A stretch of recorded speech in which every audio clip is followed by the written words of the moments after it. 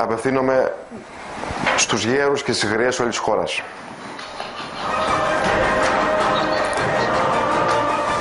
Θέλετε να μας καταστρέψετε? Θέλετε να μας περάσετε μία ακόμα θηλιά στο λαιμό? Θέλετε να μας κάνετε να περπατάμε ξυπόλυτοι, ρακένδυτοι, να μην έχουμε βρακή να φορέσουμε? Θα αλλάξετε μυαλά? Πόσες φορές θα το πω? Την προηγούμενη φορά είχα κάνει έκκληση στους φαρμακοποιούς να σας χαπακώσουν. Τι θέλετε να κάνω?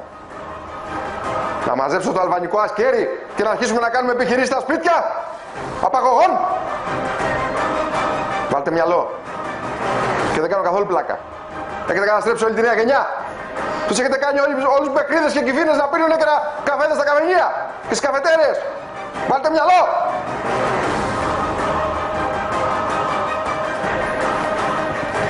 Κλείστε.